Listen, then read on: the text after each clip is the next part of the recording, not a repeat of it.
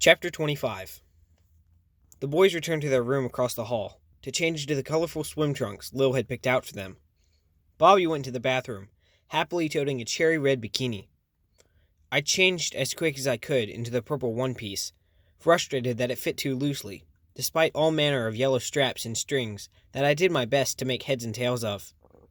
I'd never felt bashful in a swimsuit before that day, but things in my life were changing, faster than I could keep up with. I felt a tad vulnerable, being a jig shy of a jaybird naked in a suit that better suited someone older. I pulled an oversized t-shirt over my head, just as Bobby emerged, looking trim and pretty and all grown up and filled in her bikini. She wrinkled her nose when she looked at me. "What's with the t-shirt?" "My suit doesn't fit so good." "Let me see." I removed the shirt and let Bobby adjust all the yellow straps. By the time she was finished, the swimsuit fit much better. "Thanks," I said weakly, still shy about leaving the t-shirt behind. Bobby shrugged. "No problem." We left the room, making sure no one saw us coming or going, and joined the boys downstairs by the pool. The room was hot and humid, lined in lime green tile and dusty artificial plants and trees. The pool was small and shaped like a jelly bean, but just the right size for 4 kids. Samson was nowhere to be seen, but that didn't worry any of us. Everyone was used to his disappearances by now. Will was already in the pool, his hair wet and dripping into his black eye. Fish stood at the edge of the pool with his arms folded, staring at the water with a determined look hardening his scratched face. "You getting in?" I asked my brother carefully, keeping my eye on Bobby's angel, where it shivered on her back, gripping its pointed devil's tail in one hand and reaching up to grasp its halo with the other, as Bobby stepped down into the water in front of me. Fish smiled, his cocky brother smile, and nodded. "I'm good," he said simply. "Good." "Cold. Cold." The water engulfed the picture of the little angel as Bobby plunged, and the faltering voice in my head grew muffled and bleary. Will Jr. vaulted up out of the water and grabbed my wrist, pulling me over into the pool next to him with a splash. Getting my head back above the surface, and my wet hair out of my eyes, I found Will's face close to mine, his hand still holding my wrist, loosely, underwater. Then he moved forward, and his lips touched mine, quick and awkward, with the taste of chlorine and salt, like maybe he'd just slipped and bumped his face into mine accidentally. It happened so fast that I hardly had time to react before a dancing funnel of water splashed ferociously into the side of the head of... Splashed Will ferociously in the side of the head. Will let go of my wrist, coughing and sputtering, trying to recover from the water that had gushed up his nose. Then he looked up at Fish, who was still standing dry as dry next to the pool, his arms folded across his chest, and a smug and swaggering smirk inscribed across his face. "There'll be none of that business with my sister," said Fish. At first, I thought Will was going to get angry, and I readied myself for another brawl. Instead, Will flashed me an outlaw smile, then made a sudden move toward Fish, pushing hard at the water in front of him with the palms of his hands, and splashing a sheet of water up at my brother.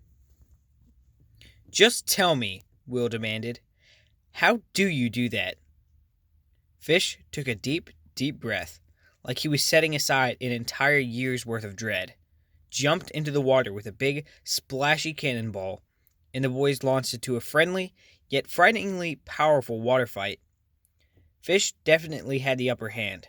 Still feeling dazed by Will's quick, salty sweet kiss, I hovered in the water, holding on to the cement lip of the pool, watching the water around me surge and swell as waves splashed over the 2 boys and sprayed up over the side. The artificial plants lining the room rustled their dusty leaves in the drafts, and fake ficus trees and parlor palms tipped over in their wicker baskets onto the wet floor. But Fish kept things fairly well under control and caused no permanent damage. I imagined how proud Mama and Papa and Grandpa Bomba would all be when they found out that Fish had wrestled a savvy and finally come out on top. And I wondered if Fish would be able to go back To school. In Hebron now. If you wanted to. Wouldn't Rocket be wound up and wicked jealous? We'd probably lose power to the house for a week while Rocket sulked. As the water fight intensified, Bobby pulled me into the calmer water at the shallow end of the pool, and she and I sat on the steps, half in and half out of the water, keeping an eye on the door, and watching our brothers nearly drown each other over and over. The sound of Bobby's angel in my head had grown steadily more muffled and choppy, becoming quieter and quieter in the noisy, echoing pool room. Every now and then, Will Jr. would send another smile my way, but I wasn't sure if I wanted to smile back or sink down under the water. Will likes you a lot, Bobby said, still watching the boys. I think he's liked you since the very first day you started coming to our church. Despite the fact that I was already wise to this tittle-tattle tidbit, my face went pink and hot. Having Bobby say it out loud made me feel awkward, made me feel too young and too old at the same time. I remembered Papa giving me my special occasion dress just days ago. I just thought my little girl deserved something pretty and new to wear for her special birthday, he'd said. Papa always called me his little girl, but I wasn't such a little girl anymore. I knew that now, sure as sure. So, do you like Will back? Bobby wanted to know. My insides went wishy-washy, and I felt my blush turn from pink to red.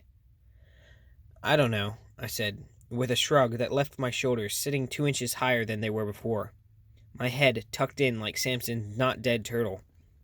Maybe. Bobby looked at me, and to my surprise, she smiled. It was not that snarky smile she normally wore, or the quick flash of a secret smile she'd let slip back up in the motel room. No, this particular smile was the glad, lingering kind that one friend gives another when they need it most. That's okay, Bobby said. Don't sweat it. Believe me, take your time.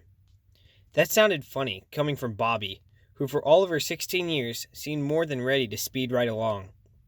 As if to highlight this even more, Bobby let out a short, wistful sigh, flicking at the surface of the water with one finger. It's too bad Rocket's not here. Every time he comes to church, the room feels all tingly. I bet he'd be fun to kiss. I looked at Bobby's pierced eyebrow and her cherry red bikini, and I tried to imagine her kissing my brother, sparks and all. Why are you in such a hurry? I asked her. Bobby snorted. You can read minds. You tell me. I concentrated on Bobby and tried to listen. I tried to hear what she was thinking.